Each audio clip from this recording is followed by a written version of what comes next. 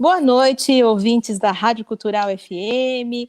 Boa noite a você que está nos assistindo, nos escutando. Estamos iniciando mais uma edição do Jornal da Cultural, edição extra, né? E com Vinícius de Paula, Germano Schonfelder. Boa noite, meninos. Boa noite. Boa noite. Hoje vai ser muito legal o nosso jornal, porque nós vamos começar falando de meio ambiente. Hoje é o dia do meio ambiente. E a gente trouxe uma convidada muito especial. Vinícius, tem algum comentário aí sobre o jornal de hoje? Hoje a gente vai falar sobre a questão do meio ambiente, né? Como você muito bem disse, colocou, hoje é o Dia Mundial do Meio Ambiente, um dia que a gente tem que fazer reflexões, né? Para a gente preservar esse bem tão rico que nos cabe à humanidade, né? E também esse bem imaterial que temos. E também hoje a gente vai bater um papo posteriormente a essa entrevista aqui, também com o pessoal da UNegro, né, Flávia?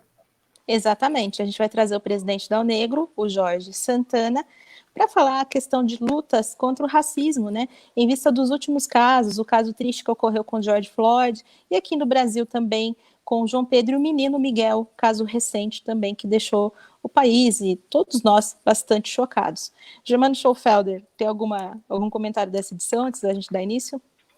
Não, comentar. Acho que só avisar que a prefeita está visando em liberar a Feira da Barganha, né? Aliás, vai liberar, né? Isso. Então você trará para nós as informações do Covid também. Sim, pode deixar. E talvez um café com bolinho, né, meninos? Talvez. Isso, vamos ver se ele vai aparecer por aqui. Aguardando, né? Tá, jóia. Então vamos iniciar. E hoje eu inicio com a Tenente Luciana. Ela está aqui com a gente na live. Ela é da PM Ambiental. Então, em comemoração à Semana do Meio Ambiente, nós vamos falar com a Tenente Luciana, saber um pouco do trabalho dela na PM Ambiental. Boa noite, Luciana. Eu queria que você começasse contando um pouco de você e do seu trabalho. E por que você escolheu a PM Ambiental?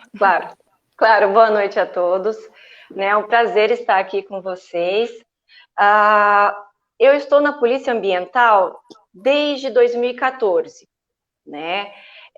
Foi um convite que eu recebi de um professor meu de policiamento ambiental na Academia do Barro Branco, né? E durante as aulas eu comecei a ficar fascinada e encantada com a matéria, né? E depois de formada, eu fui lá conversar com ele e falar que tinha interesse, e depois veio o convite para trabalhar. Então, eu já estou desde 2014 trabalhando aqui em Sorocaba.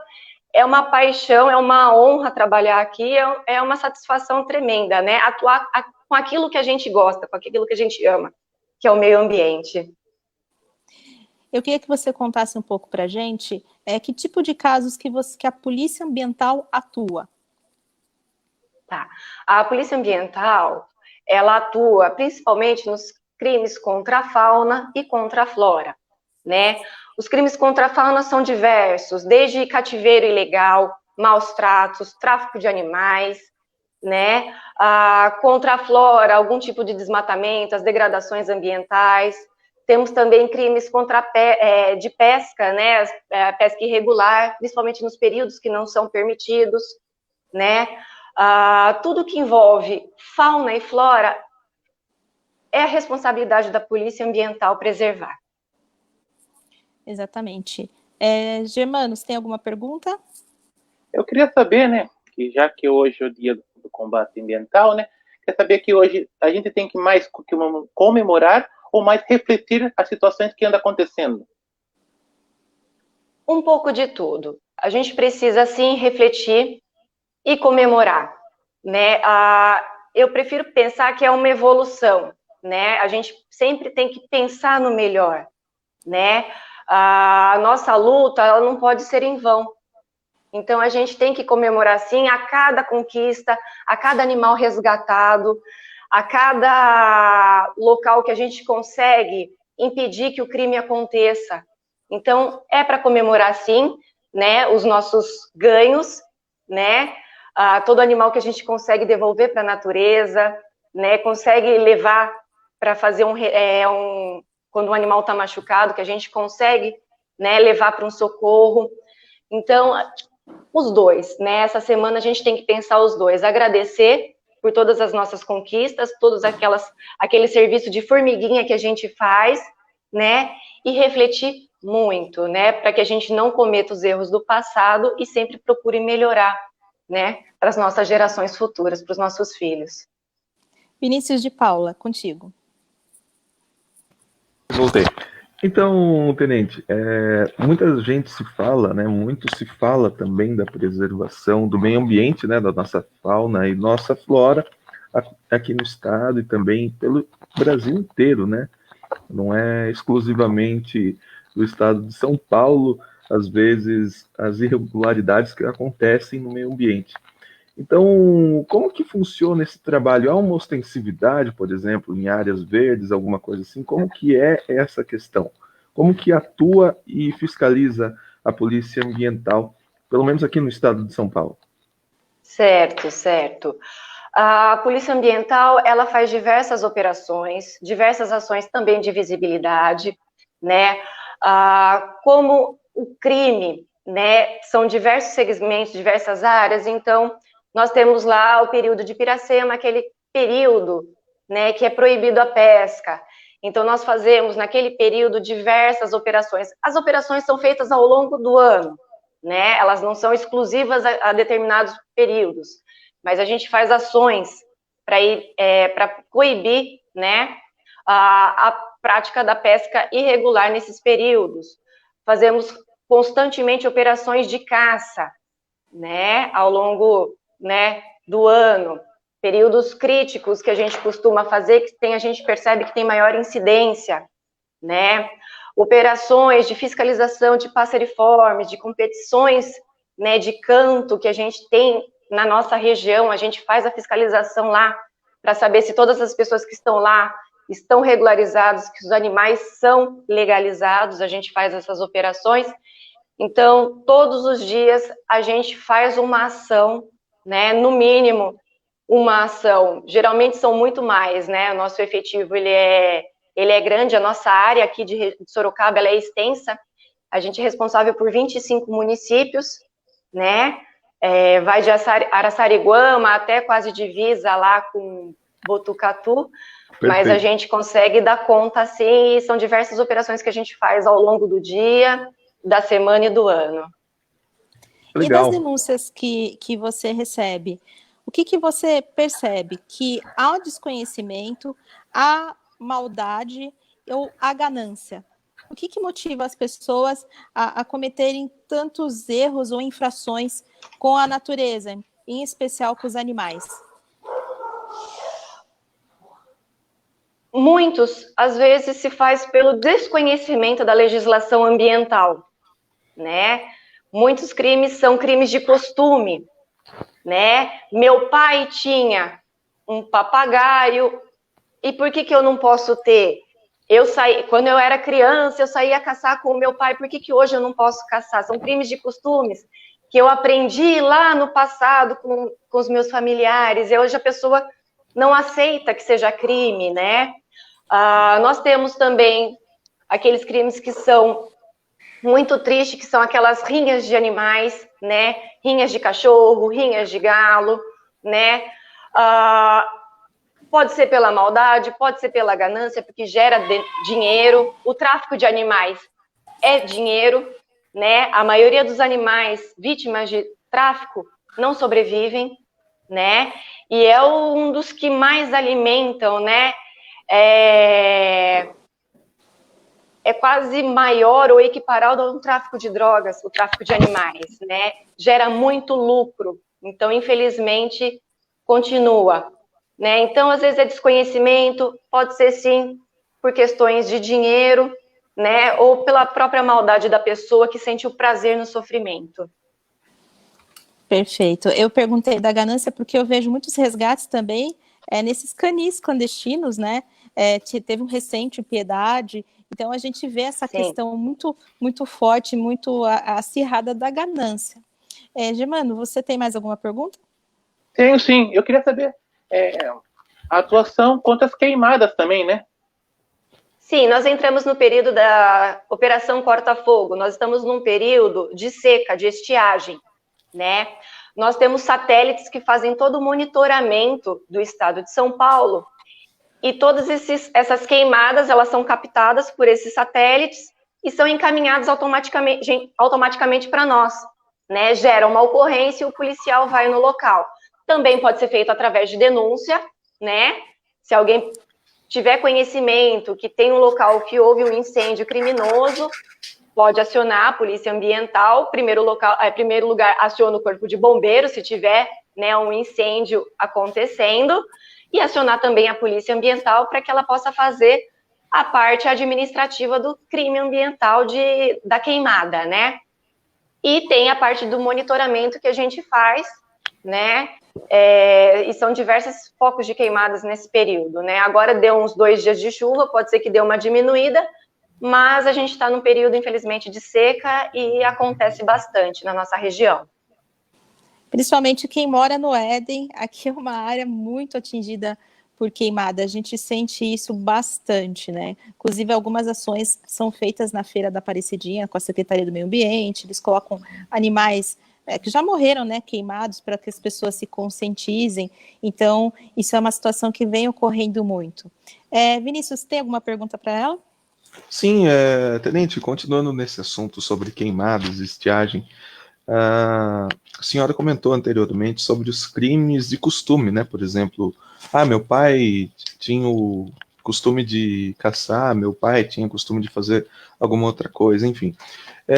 No interior do estado, principalmente as zonas rurais, nesse sentido, ainda se tem costume, é nítido essas questões, por exemplo, de vão fazer a colheita da cana-de-açúcar, né? Geralmente se bota fogo no canavial para justamente ali depois vir retirar a cana-de-açúcar. Continua esse processo ou já se tornou alguma medida um pouco mais criminosa nesse sentido? A parte da queima, a queima da cana, aqui na nossa região é difícil de ter. A maior parte é mecanizada, Sim. Né? Alguns acidentes que acontecem, geralmente foram acidentes criminosos, né? Que até o proprietário chegou a perder, né, toda a colheita, exatamente porque a nossa região ela é mais mecanizada. Mas, quando o policial vai em campo para fazer uma fiscalização de queimada, a gente faz toda uma pesquisa do nexo de causalidade, né, da região, se é uma região agro-silvopastoril, se a pessoa ela se beneficiaria dessa queima, né? Entendi. Então, é feito toda uma análise e se chega, né, a uma conclusão, né, se teve o indício, a gente procura o início, da onde foi a queimada, né, a gente consegue identificar aonde teve o foco inicial, às vezes acontece na beira da estrada, né, a pessoa joga uma bituca de cigarro, ou até mesmo faz de forma proposital, né, e infelizmente avança para dentro dessas propriedades, né, e tendo o acero, que é aquela parte que a pessoa deixa de plantar, né, para evitar mesmo que o fogo se alastre, né, então tudo isso a gente leva em consideração. Entendi. Né? Então, e a questão das denúncias? Ocorre muitas denúncias falsas, ainda mais quando se fala de maus tratos? Infelizmente, muitas denúncias não prosperam, né? Foi feita uma avaliação que quase uma média de 70% a 80% das denúncias que chegam para a gente de maus tratos, elas não eram ocorrências de maus tratos. Às vezes era aquele cachorro que estava latindo, incomodando o vizinho, né? Aí o vizinho liga, fala que o animal tá apanhando, era um filhotinho que, né? Naquele início, né? Quando ele é recém-adotado, ele chora mesmo, né? Ou porque o animal não está dentro de casa e a pessoa tem animal dentro de casa, então ela não aceita que os animais não fiquem dentro de casa, né? E sim como guarda. Então, muitas ocorrências que chegam para nós, todas são fiscalizadas, mas algumas, graças a Deus, né? Ainda bem que nem todas são configuradas como maus tratos, né? Ainda bem. Né? A gente vai com uma planilha de bem-estar animal e faz toda uma checagem de como o animal está. Alimentação, se tem água, se tem local para ele se abrigar, né? Então, são vários critérios que a gente avalia para a gente poder saber se aquele animal está ou não em maus tratos. E as ações do meio ambiente? Vini, desculpa, eu te cortei. Não, imagina. E as ações do meio ambiente, né, que vão haver nessa semana ou na semana que vem? Qual que é o calendário? Hoje ela encerra, né? Teve um encerramento da Semana do Meio Ambiente, das comemorações, ela iniciou-se segunda e termina hoje, né? Eu acredito que até o final do dia a gente tem aí o resultado, né? Foi muito quais positivo. Foram essas ações? Conta pra gente. Foram ações no estado inteiro, foram mais de 450 viaturas, mais de 1.300 policiais em todo o estado, né? Deixa eu pegar aqui, que eu tenho um resultado, né, do que a gente fez de janeiro até maio, né? Eu não vou passar o que a gente fez ainda hoje nessa semana, porque eu passaria não os dados completos, né? Assim, esse ano foram mais de 20 toneladas de pescado nos nossos rios e represas, né? E no mar, mais de 40 toneladas de peixes, né, foram apreendidos dessas embarcações irregulares, que depois acabam indo para consumo nosso, que eram impróprios, né? Além de 7 mil animais, mais de 7 mil animais foram resgatados desses criadores clandestinos, vítimas de maus tratos,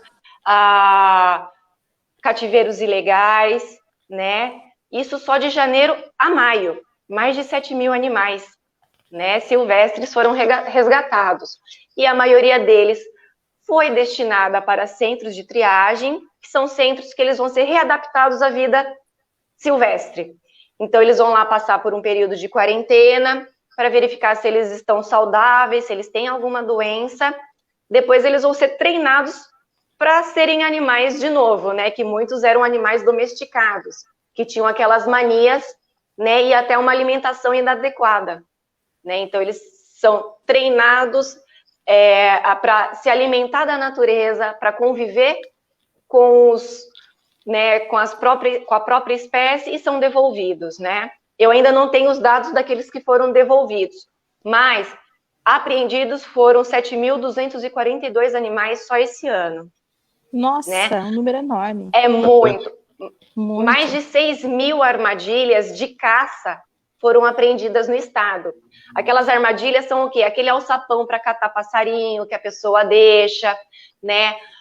Canhãozinho, que é um dispositivo que eles fazem, que eles deixam, né, no meio do mato, para que quando o animal passa, né, é disparado e o animal acaba sendo ou se machuca ou é morto ali. E que também uma pessoa andando no meio do mato pode acionar esse mecanismo e se machucar de forma grave, dependendo de onde a pessoa vai estar, não é verdade? E o que mais? Estilingues também, lanças, arapucas, né?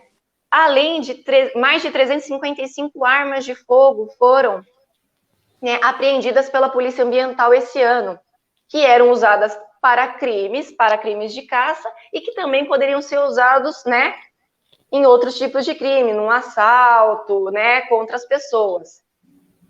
Então, assim, isso são os dados só desse ano, e a gente ainda está no comecinho de junho, né? Esse é um pouquinho das ações que... E ainda temos a pandemia, né, a quarentena também.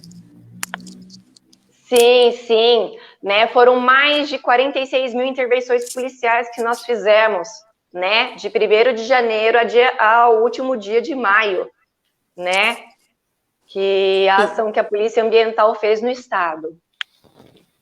Perfeito, Tenente. Muito obrigada pela presença, obrigada pelas informações. Você tem algum recado para o pessoal da nossa comunidade aqui da Zona Norte?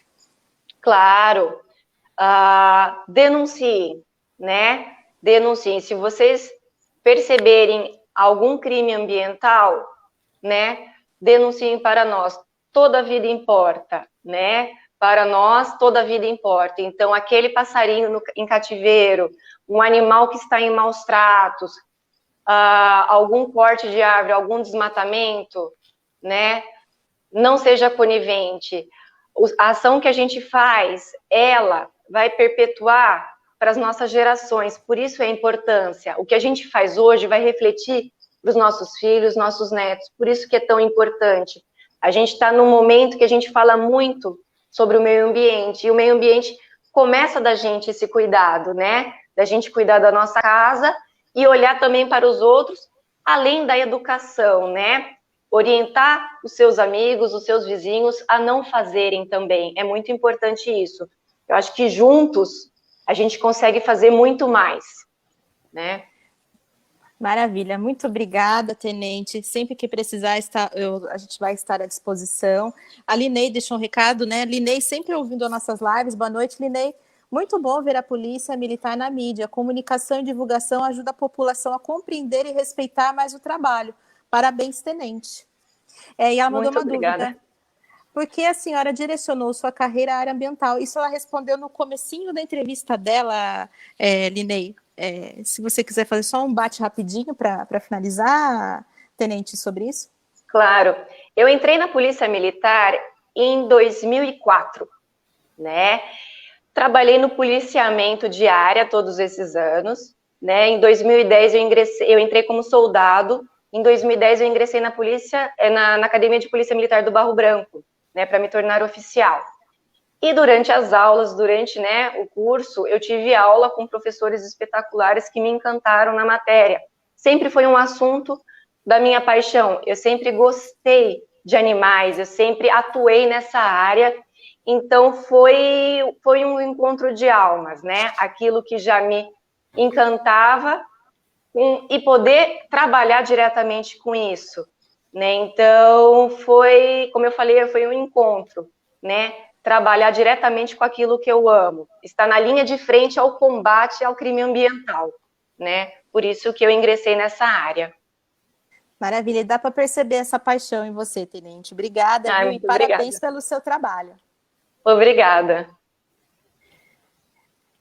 Obrigada, e a gente te convida mais vezes para vir aqui, tá bom? Muito obrigada mesmo. Será um prazer. Obrigada a vocês, até mais. Tchau, tchau. Tchau, tchau. Tchau, tchau. Obrigado. Vinícius de Paulo, o que nós teremos agora? Agora a gente vai ter um giro rápido de notícias, né? Eu acabei de ficar sabendo aqui que o Ministério Público, ele parece que derrubou a questão da feira da Baganha, isso. Ganha. E então muita gente vai aí ficar chateada também, isso é inegável, também vai causar desacordo com muita gente, mas também vai trazer um pouco de paz àqueles que defendiam o isolamento. Mas aí é uma questão também de se analisar pelo viés da saúde pública, né? E agora temos também a entrevista com o nosso Jorge Santana, né? O Jorge Dão Negro. Boa noite, Jorge, já está aqui conosco também. É isso aí, Flávia?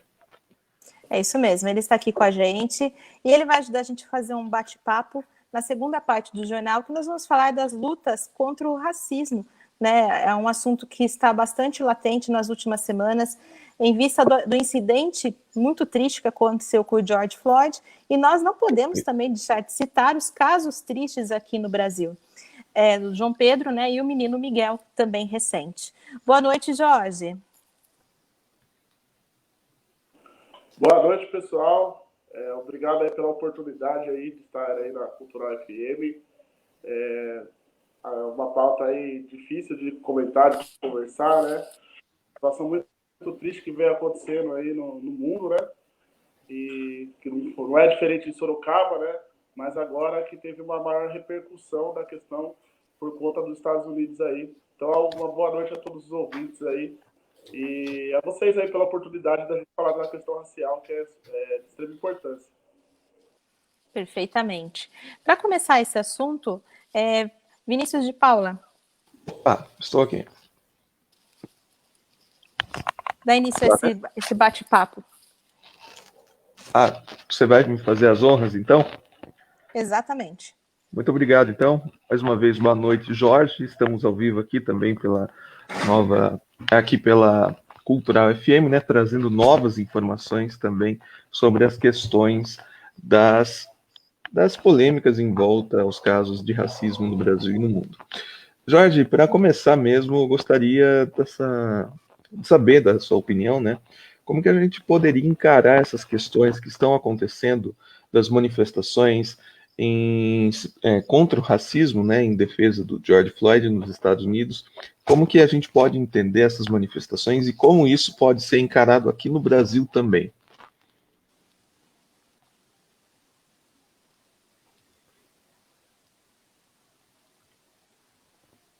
Só um minutinho, Jorge, não está saindo o seu áudio aqui. Vamos lá, vamos ver se eu consigo Sim. devolver o áudio dele. Só um minutinho. Pode Aí. falar, Jorge. Melhorou? Melhorou. Pode falar. Não sei se eu compreendi bem a pergunta.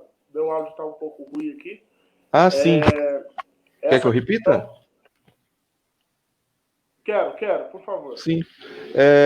A gente tem as manifestações nos Estados Unidos, né? Em defesa do fim do racismo, é claro. E também a gente tem agora uma movimentação aqui também no Brasil. Então, como que o Brasil pode encarar essas manifestações dos Estados Unidos, né? Das ações que estão acontecendo, as ações antirracistas nos Estados Unidos aqui no nosso território nacional? Então, gente, essa questão americana, né? A gente não é o primeiro caso, são vários casos, né? Essa questão do avanço da questão racial, da violência policial, das mortes, né? Do genocídio da população negra em todo o planeta, né? A gente sabe que existe isso nos Estados Unidos. Sempre que acontece um ato desse, o pessoal se revolta e se revolta de uma forma diferente da do Brasil, né? E amanhã mesmo vai ter um ato em Sorocaba quanto essa questão do avanço aí das mortes, né? Um avanço, a gente só está filmando agora, porque sempre está acontecendo essas mortes, né? A gente vive realmente o genocídio da população negra e essa repercussão chega aqui muito forte, né? Mas a diferença do Brasil, eu acredito, né, que é essa questão de querer justificar a morte de alguém, né? Nos Estados Unidos a gente viu, aconteceu aquela questão, o pessoal foi para a rua, fez aquelas manifestações e está acontecendo até hoje, mas no Brasil sempre que morre um jovem negro, a própria mídia tenta justificar de alguma forma, as pessoas tentam justificar, mas vamos comparar se essa morte que aconteceu nos Estados Unidos acontecesse no Brasil, por exemplo. A justificativa seria, ele tentou passar uma nota falsa, por isso que o policial segurou ele, e aí ia tentar inventar uma situação em que ia normatizar a morte do rapaz, né? Porque o racismo no Brasil ele vem de uma forma velada, né? Ele vem de uma forma sempre busca uma justificativa para algo que não é injustificável. Então, Entendi. quando a gente vê essa questão acontecendo nos Estados Unidos, o brasileiro, às vezes, ele acaba se apegando mais numa questão que acontece lá fora, muitas vezes do que acontece aqui, que acontece todos os dias, como a gente perdeu o Dinho, o Luquinhas, teve uma manifestação no Vitória Régia que também pegou fogo nas ruas, né? Então, essa ascensão da mídia nesse momento, ela demonstra, ela empurra o pessoal para a rua, né? O pessoal está indo para a rua se manifestar, mas no Brasil o genocídio ele acontece todos os dias, é uma pauta que a gente tem que estar sempre em cima e discutir políticas públicas essa questão, né? Ô Jorge, perante ao cenário atual, né, no governo que nós estamos, até mesmo ao nome que está ocupando a Fundação Palmares, do Sérgio Barros. Muito pertinente, Flávio. Exatamente. Que, inclusive, chamou os movimentos negros de escória maldita, né, em uma de suas falas. Quando você vê um cenário desse, você acredita que isso enfraquece a luta de vocês? Ou é um momento que você vê que as pessoas estão ficando cada vez mais fortes, mesmo perante o que está acontecendo? As pessoas no movimento.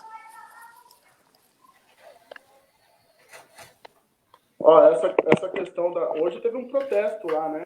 Na Fundação Palmares. Acabei de falar com o Gog aqui, ele falou que está lá. Bom, essa política que tem hoje, né? A gente tem um avanço política racista, né? A gente tem alguns governantes que empurram a situação pro racismo, né? Como que pode uma fundação de Palmares ter vamos dizer aqui, um capitão do mato, né? Tem um capitão do mato lá. E a justiça tirou ele, né? De primeiro momento, e ele ganhou para voltar. Então tem essa... Parece que eles querem estar sempre na mídia, destilando ódio e provocando a população negra. Isso é uma afronta, né, ao movimento negro, a luta de Zumbi, a luta do movimento negro. Eu acho que ele foi intitulado para ficar lá, para fazer essa provocação ao movimento, né, para fazer essa desconstrução de tudo que o movimento construiu em políticas públicas, em educação, tudo que foi construído com nossos antepassados, né, a luta dos nossos antepassados. Ele está ali naquela tentativa de desconstruir todas as ideias, né, todo o trabalho que foi feito, tanto como ele ofendeu as religiões de matriz africana, ofendeu aí o movimento negro em geral, né? E é uma tentativa de desconstrução das políticas afirmativas aí que a gente conseguiu ao longo dos anos, né? Então, é um momento assim que eu estava falando com a Maria Tereza, né, que a gente está perdido, assim, às vezes não sabe, as pessoas estão indo na rua como ato amanhã, né, um ato antirracista, mas aí tem a questão do fascismo, aí tem a questão de políticas públicas, então virou um bolo, uma bola de neve no nosso país, né? E agora vai pegar ainda mais, né? Porque não vai parar por aí, vai continuar. Agora o movimento precisa ser forte, precisa estar unido e precisa resistir a esse avanço do racismo, porque o racismo sempre existiu, sempre existiu, mas agora parece que está deliberado. O pessoal está falando mesmo e não está nem aí com o que vai acontecer. O pessoal está saindo da casinha. E muitas vezes isso não é ruim, porque a gente está enfrentando. Porque antes a gente não sabia quem era o inimigo, né? O inimigo ele era velado. Eles ficavam escondidos. Agora não. Agora a gente está vendo quem que é. Né? A gente está enxergando quem que é o nosso inimigo. O Mano Brown fala muito isso, né? Ele fala, pelo menos eu sei que fulano de tal é um racista, tal, ele não está escondido ali, então eu sei que ele é um cara que eu preciso bater de frente, eu preciso isso. Quando você vê uma pessoa negra falando que não existe o racismo, qual que é o sentimento que você tem sobre essa pessoa? Como que é? Não entendi. Quando você vê uma pessoa negra, igual o Sérgio Barros, como os muitos casos que a gente vê, e a pessoa fala, olha, o racismo não existe. Esse tipo de declaração. Qual que é o sentimento que você tem? Que essa pessoa não se localizou ainda, por que ela não enxerga uma realidade tão clara que acontece? Ainda mais com os movimentos negros. Fala que o racismo não... Oi? Você está me ouvindo? Eu não entendi a pergunta. Quando uma pessoa fala... Uma pessoa negra da comunidade ou que esteja no poder, que seja. Uma pessoa negra fala que não existe o racismo. Qual é a sua visão sobre essa pessoa? A minha opinião? Isso. Sim. Então, gente, a gente desde da questão da escravidão, a gente teve problemas aí, né? Nesse sentido, né? De pessoas que lutavam contra o movimento, né? Em vez de ser pró-movimento, jogavam contra o movimento, né? É complicado, eu jamais imaginava que fosse acontecer uma coisa como essa, né? Da Fundação Palmares, e ter uma pessoa como aquela numa fundação como Palmares, né? E é um avanço de pessoas que eles querem negar uma coisa que a gente vê no dia a dia, né? Não tem nem explicação, né? Porque você olhar no seu redor, você vai ver que a questão racial, né? A questão racial está em todo local, né? Ontem eu fiz uma live com o Paulo Vasconcelos, né? E a gente estava falando da questão do futebol, que não tem técnicos negros, né? Você vê aí, cadê os técnicos negros? Então, dentro do esporte você vê, dentro da política você vê, né? E como que não existe, né? Não tem explicação para isso. Então, é um momento assim muito difícil para o movimento precisa estar unido, como eu já falei isso, o movimento precisa estar unido e precisa estar à frente e combater, não pode aceitar isso, né? O problema nosso é a história, né? O pessoal, às vezes, eles querem acreditar que não existe, eles colocam que não existe a questão racial para ter continuar usufruindo da branquitude. E ali quem sempre fala isso é quem está numa posição favorável, né? É favorável para quem está lá na Fundação Palmares como diretor, ganhando e tal. E o próprio presidente falou, quem não pregar a política dele está fora do governo, né? Então é isso que explicar isso é muito difícil, né? Porque como você pode imaginar alguém numa fundação como Palmares falando mal do próprio Zumbi dos Palmares, né? É uma coisa que é inexplicável para qualquer um, né? É isso. Inexplicável a resposta.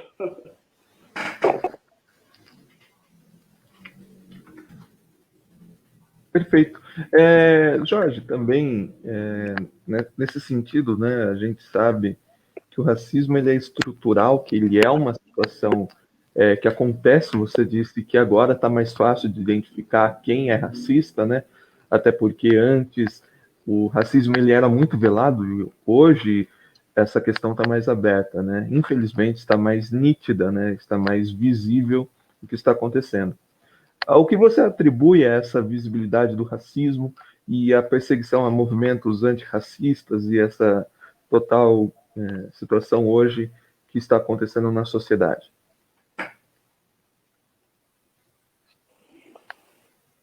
Gente, tá difícil para ouvir, mas acho que eu entendi.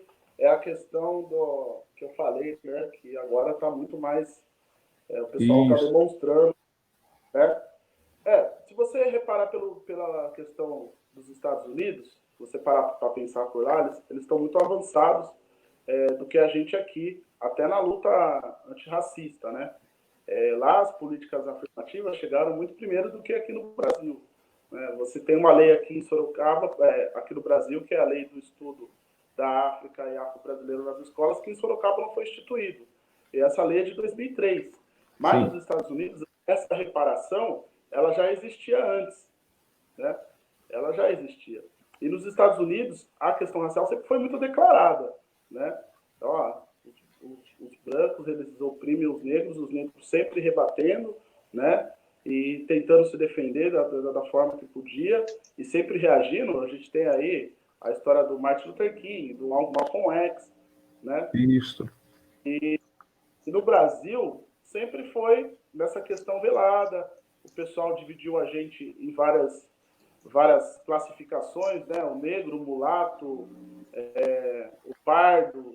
E aí, estava até conversando com o Melk hoje sobre isso, o Melk estava falando sobre isso. E fica difícil do pessoal se entender que todo mundo é negro e a gente está na pirâmide, a gente está lá embaixo, a gente está com poder econômico menor. Então, nos Estados Unidos sempre foi declarado isso e o pessoal entendeu que precisava reagir, que precisava ter força, que precisava se unir. Né? No Brasil é difícil de entender isso. As pessoas elas têm dificuldade de entender. Né?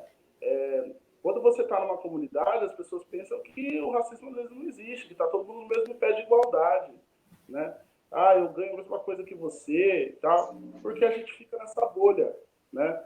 A periferia, ela está nessa bolha, e a maioria da população negra está nessa periferia que está nessa bolha. Então ele acha, às vezes, algumas pessoas da periferia acham que não existe, que não acontece e tal.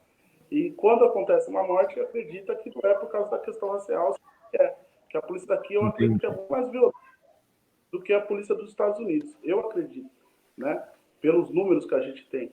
Então, quando você já sabe, quando as pessoas começam a entender que existe mesmo esse preconceito, o racismo, existe toda essa questão, aí você começa a se defender, falar, não, eu preciso me preparar mais, eu preciso tomar mais cuidado, eu preciso fazer isso e aquilo. Agora, quando você não acredita, igual acontece no Brasil para muitos, fica mais difícil, né?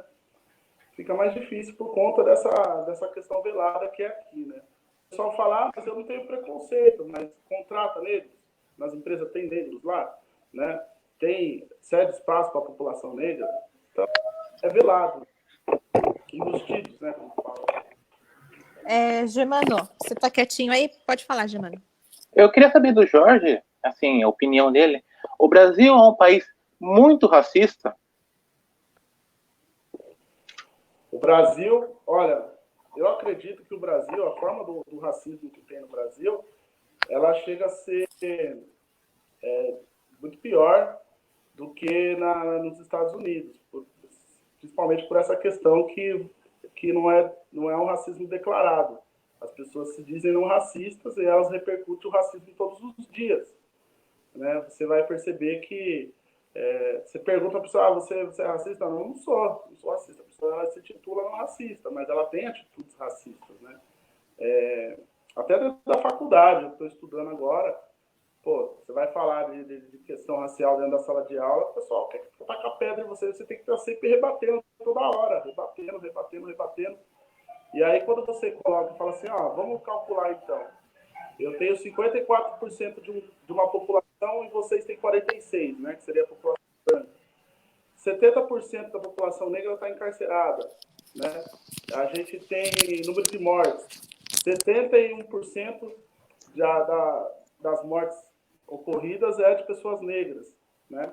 Então, isso prova, né, que o racismo no Brasil é muito pesado, muito forte, né? Mas ele é escondido e revelado, as pessoas acham que ele não acontece, como se fosse o mundo das ilusões aqui no Brasil, né? E com o passar dos tempos, isso aí, esse racismo, eu digo assim, parte de década de 80, 90, 2000, 2010, que chegamos a 2020, né? Vem aumentando ou deu uma caída desde que começou as conscientizações, grupos como o seu trabalhando, deu uma caída ou está aumentando ainda? Olha, eu acredito que agora, com a tecnologia, a gente consiga alcançar e mostrar o que acontece, né? Se você parar para ver hoje, pelas notícias, você tem uma impressão que aumentou, né? E até aumentou por essa questão política, que é a questão dessa onda conservadora que está vindo, né? Vem uma onda conservadora, e essa onda conservadora ela se faz de forma em que a população negra tem que ficar, os conservadores, não há espaço para a população negra. Isso no mundo, né? Nos Estados Unidos, você vê pelo Trump, você vê pelo Bolsonaro, são conservadores e as políticas não ajudam, né? Então, você olha aí no Facebook, no WhatsApp, na TV, você olha assim, nossa, tem muito racismo e tal. Igual eu estava falando com o pessoal hoje, o pessoal, nossa, não para de chegar caso. Mas esses casos agora, com a tecnologia, com o celular, o pessoal está fotografando, o pessoal está filmando, o pessoal está denunciando, né? Está aparecendo, antes não aparecia. Antes o cara chegava lá, ele era impedido de ficar no local e ele ia embora. Então, desde os anos 80, como você falou, 88, quando saiu o estatuto aí da igualdade racial, né? As políticas públicas foram implementadas. Depois de 2003, a lei da 1639 foram avanços. A população negra ela conseguiu vários avanços, né? Para combater o racismo. Até na questão da saúde também a gente conseguiu muito, porque o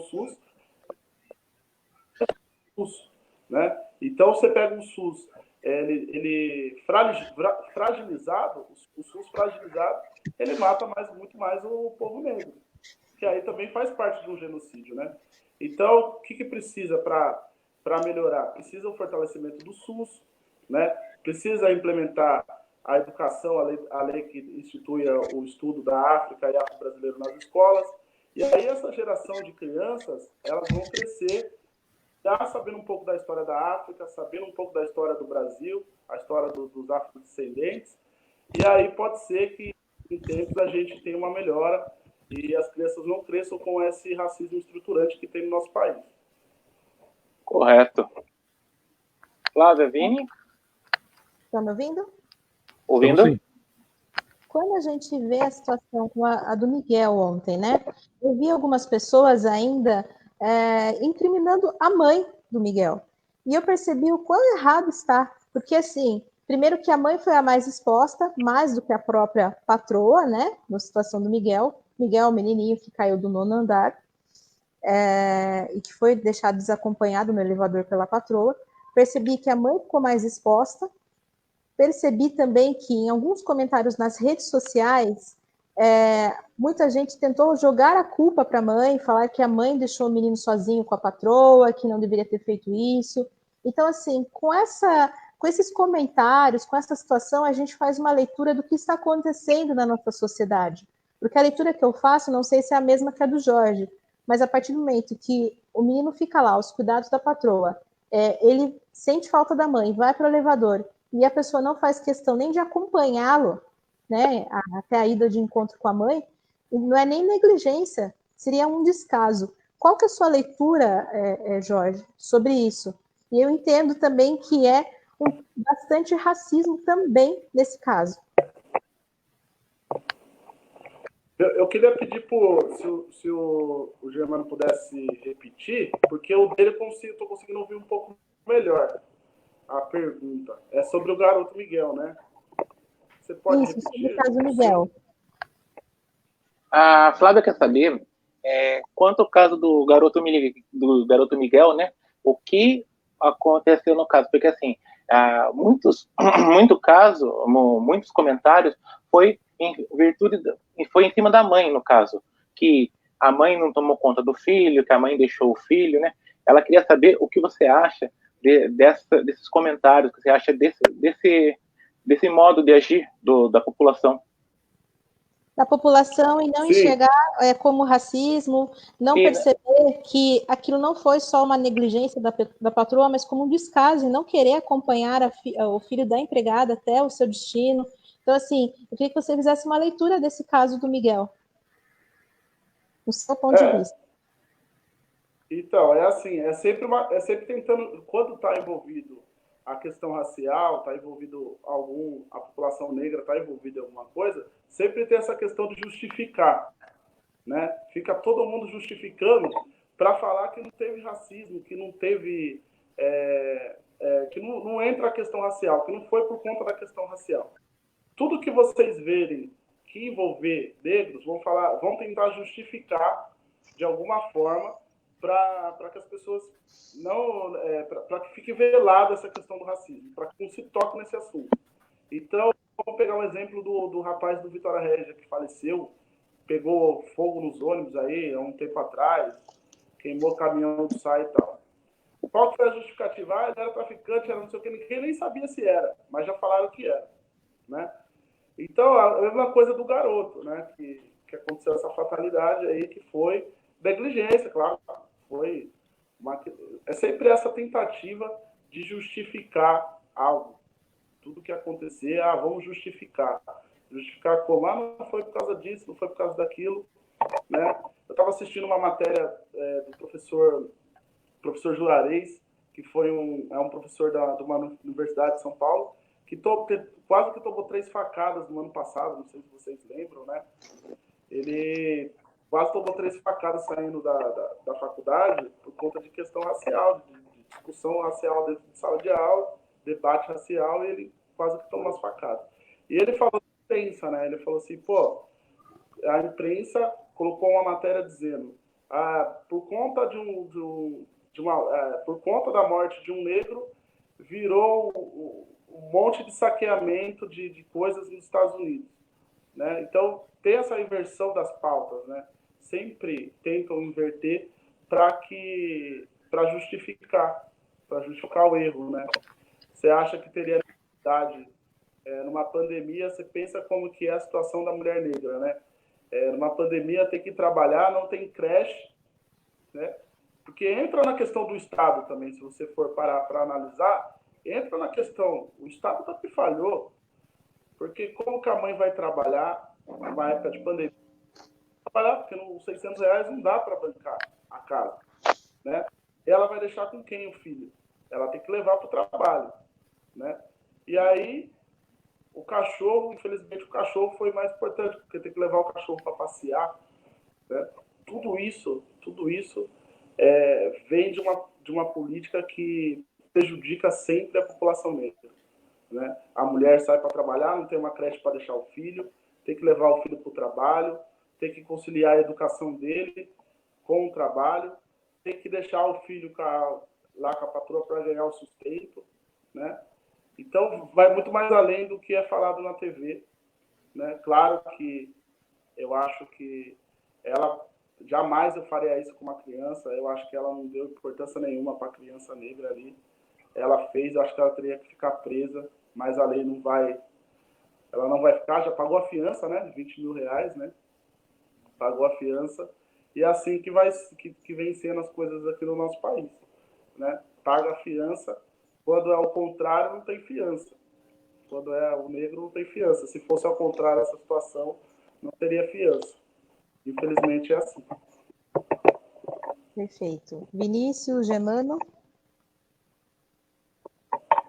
Vinícius?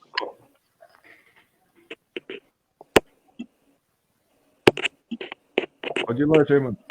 Ok. Jorge, eu gostaria de saber qual que é a ação principal, a principal ação da UNegro quando há esse problema de preconceito racial, quando uma pessoa vem atrás de vocês procurar saber, procurar que sofreu um preconceito, qual que é a ação de vocês? O que vocês têm feito? Qual a orientação? O que vocês fazem com essas pessoas? Olha, a UNegro é uma entidade nacional, né? Ela está presente em todo o território nacional. E o núcleo de Sorocaba ele completa 3 anos aí em julho, né? 3 anos de fundação em Sorocaba. A gente já participou de muita coisa, né? A gente foi aprendendo com o tempo, né? Fomos aprendendo. O caso do Dinho aí, que era da Rádio Cultural, acho que foi o primeiro caso assim que chocou aí Sorocaba. A gente esteve à frente desse caso, né? E hoje a gente tem um contato direto com o Conselho de Direitos Humanos, certo? Conselho Estadual de Direitos Humanos, a gente tem contato direto com o DIMIT. Então, qualquer caso que aconteça de violação de direitos humanos ou racismo, a gente já tem esse acesso direto com ele, né? A gente tem acesso à corregedoria da polícia, a gente tem acesso direto com a corregedoria. Então, quando acontece um caso, a gente consegue denunciar diretamente para a corregedoria, acionar a corregedoria, né? Isso é importante. O Conselho de Direitos Humanos fica no pé dos casos que a gente acaba denunciando. O Conselho ele conversa com o juiz, ele vai para cima e tem esse diálogo com a gente, né? E a gente, em Sorocaba, conseguiu promover alguns projetos importantes, saúde da população negra, junto com o Renan Santos.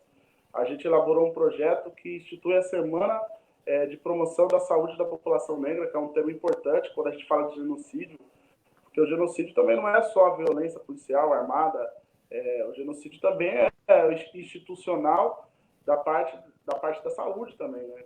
Pelo como eu já tinha falado do SUS.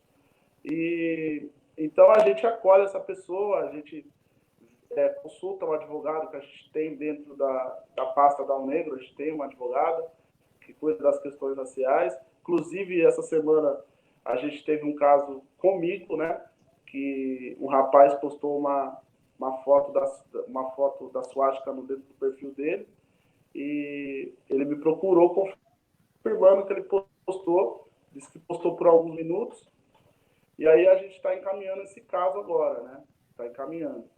E aí também já aconteceu da gente denunciar, por exemplo, no Habiteto, por exemplo, que a gente reuniu quase 500 assinaturas do pessoal denunciando a violência policial lá.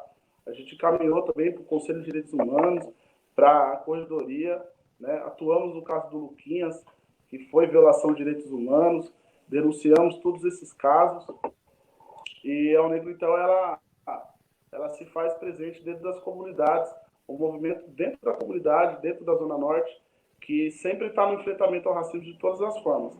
Também fizemos aí alguns cursos de formação para o pessoal entender a questão racial, dentro do Céu das Artes. Fizemos um curso lá que foi sucesso, mais de 100 pessoas. Então, a entidade está atuante a todo momento.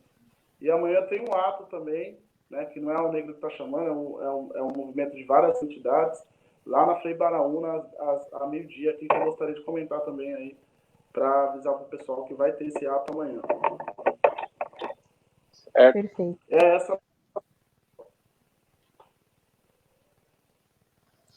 Perfeito. Jorge, eu queria agradecer a sua presença aqui com a gente no jornal, agradecer os comentários, enriqueceu muito o assunto que a gente veio a debater. E qual o recado que você deixa para o pessoal da Zona Norte, principalmente para o pessoal da periferia? O que você tem a dizer e qual que é o recado que você deixa para eles?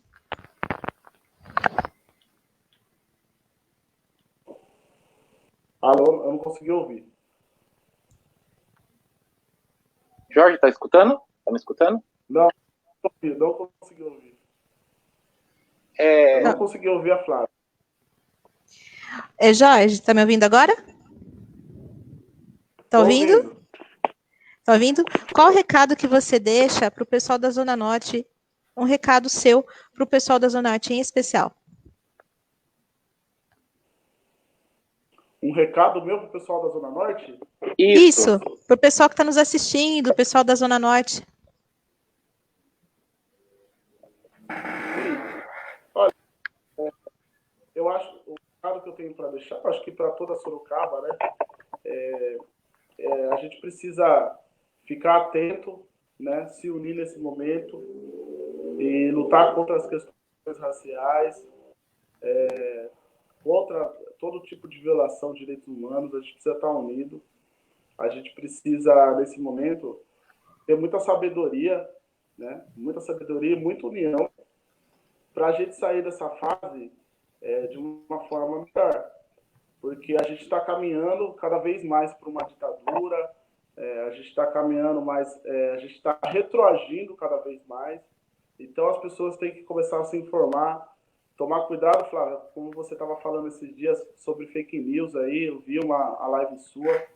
Então as pessoas estão compartilhando coisas que não são verdades. Então as pessoas precisam se informar, precisam entender, precisam começar a questionar as coisas. Olha, por que sempre tem... Por exemplo, ontem eu estava falando com o professor Vasconcelos, né? Falei para ele, olha, sempre chega uma camiseta para minha filha de uma mocinha loira estampada na camiseta. Por que sempre dão essas roupas de criança, né? Sendo que a minha filha é negra, né?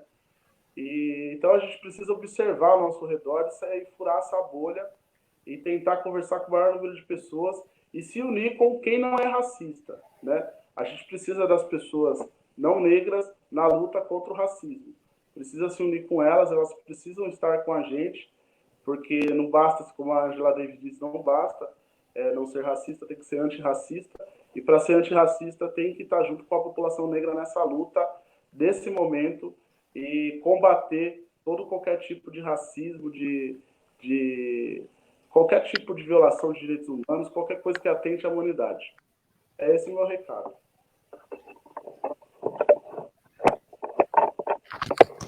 Correto. Jorge, muito obrigado. Flávia, quer falar alguma coisa? Eu queria fazer um comentário só com o Jorge, mas eu acho que ele não está conseguindo me ouvir. Você está conseguindo me ouvir, Jorge? Tá difícil de ouvir.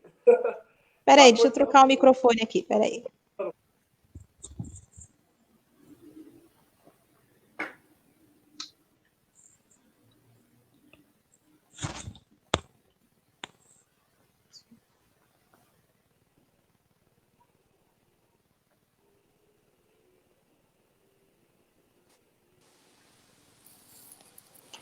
Tá me ouvindo, Jorge? Acho que agora vai. Agora foi. Jorge, para antes de finalizar, eu queria fazer um elogio a você, em especial. Eu tive uma conversa com o Jorge quando teve o rolo da cachorrinha do Carrefour, e nós tivemos um papo longo sobre isso, em questão de as causas serem unidas, até em trabalhar em prol das injustiças, né? E poder também uma amparar a outra. E o Jorge foi um cara muito acessível, muito aberto, muito legal a isso. Então, eu deixo em público o meu agradecimento.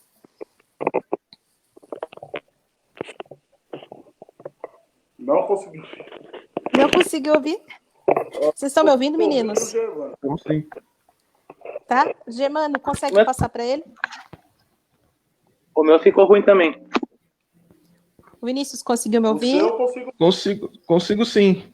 Consegue me ouvir, Jorge? Consigo do Germano. Eita! Então é o Germano que vai passar o recado. Germano, eu queria que... Ouvi. Tá ouvindo? Do Germano.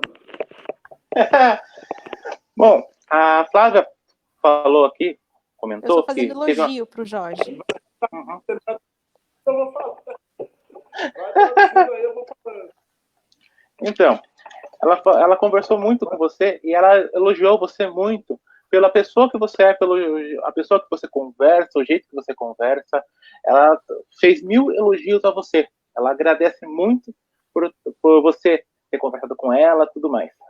E assim, o Germano, frisa para ele da abertura que ele deu, quando teve o rolo do caso da cachorrinha do Carrefour, aconteceu um incidente que eu conversei com ele, e que nós falamos muito da união das causas em luta, e que ele foi muito acessível a isso. Uhum. A Flávia também está falando para você, Jorge, que no começo da conversa, quando teve o rolo da cachorrinha do Carrefour, ela conversou com você, e você foi muito acessível à causa, e também a união das causas, isso mesmo, da luta. A união das causas da luta. Sim, eu acho que a gente precisa de diálogo, né, gente? A gente precisa dialogar muito, entender. Eu não sou militante dessa causa, não milito porque vou citar aqui o Emicida, né? O Emicida, ele fala, eu sou ignorante de um monte de coisa, que eu não sei, eu preciso escutar para eu saber. E a Flávia me ligou, ela me explicou, né? E aí eu entendi o que era a situação que estava acontecendo. Então as pessoas precisam escutar, viu, Flávia? É isso que está faltando para as pessoas. Se estão reclamando porque alguma coisa está acontecendo. E aí precisa escutar essas pessoas que estão com esse problema. É igual a questão racial. As pessoas precisam escutar para entender, né? E eu gostaria aqui de aproveitar o espaço, gente, e reforçar aqui a campanha da Negro, que é a campanha do leite, né? A gente está confeccionando máscara e trocando por 1 litro de leite. Aí quem quiser colaborar pode estar procurando o Josué de Lima lá na biblioteca comunitária ou pela página da Negro. E a gente está fazendo esse trabalho aí para ajudar as pessoas na pandemia, né? A Negro tem um trabalho mais institucional, mais político, não partidário, né? De luta política, mas a gente faz esse trabalho agora de assistência às pessoas, trocando a máscara pelo leite e colocando que a importância de usar a máscara nesse momento, né? De pandemia, né? Germano, fecha para nós. Então, tá. Jorge, muito obrigado. Muito obrigado pelas palavras, pelo modo de conversar. Acredito que também essa união tem que acontecer, né? Quero agradecer quem acompanhou também os comentários que estão na página do Ouvinte Sorocaba. Quero agradecer o Vinícius, a Flávia, que acompanhou, que estava junto com nós aqui. Flávia, alguma coisa para falar? Vinícius? Agradecer mesmo também a todos que participaram, ao Jorge mais uma vez, sempre brilhantando, sempre elucidando muito bem a questão do racismo na nossa sociedade. Convidá-los mais vezes para estar conosco aqui também na Rádio Cultural FM. É sempre um prazer recebê-lo ao Negro e também você, Jorge. Um abraço. Um abraço também aos nossos internautas e ouvintes também.